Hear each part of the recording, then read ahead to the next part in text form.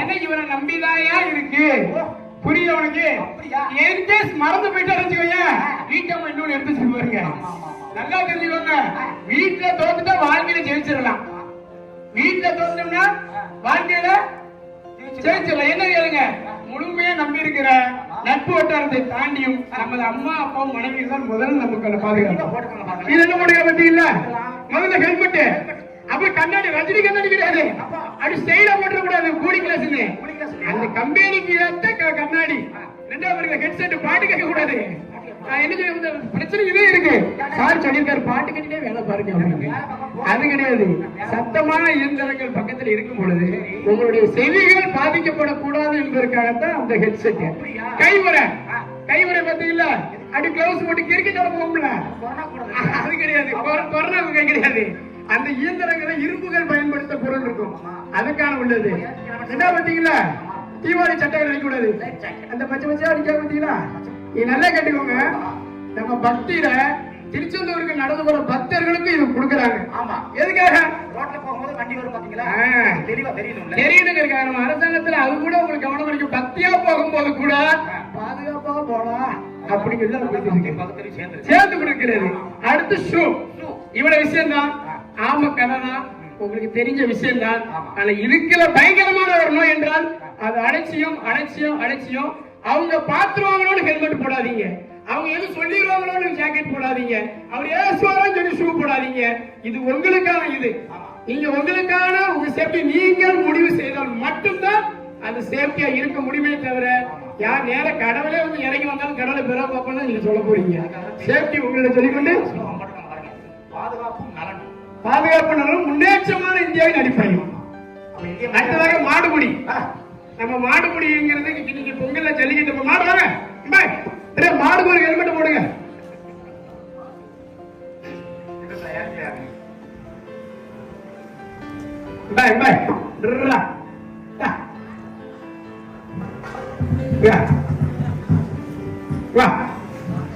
என்னாச்சு, இந்த கலை வழியாக எதுக்கு இதை கொடுக்க தெரியுமா?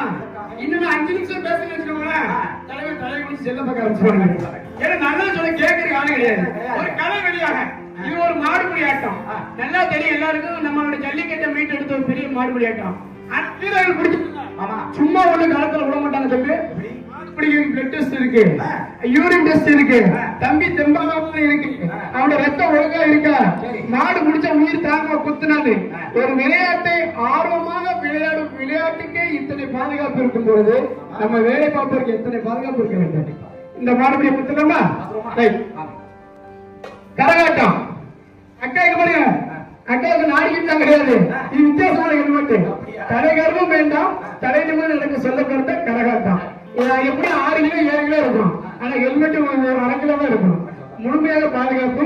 இது கலை நிகழ்ச்சியை சொல்லிக்கொண்டு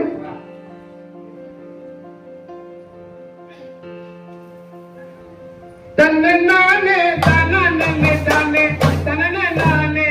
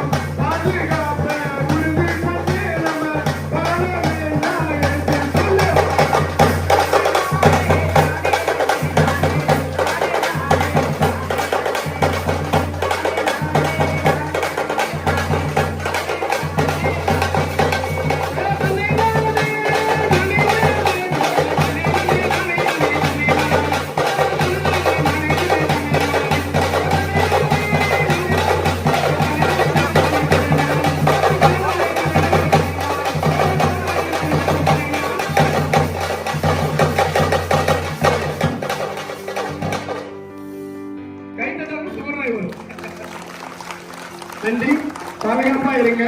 நாட் மீ பட் யூ வாங்க. NSSல ஒரு அருமையான வார்த்தை நாட் மீ பட் யூ. எனக்காக இல்ல, உங்களுக்காகத்தான். வாழ்வு வளம் பெற வேண்டும், உயர்வான வாழ்வு வேண்டும், 110 120 வருஷம் வாழணும், நிறுவனம் வளரணும். சரிங்க, கலைக்கும் சார்பாக நன்றி. கலைஞர் கொடுப்போம்.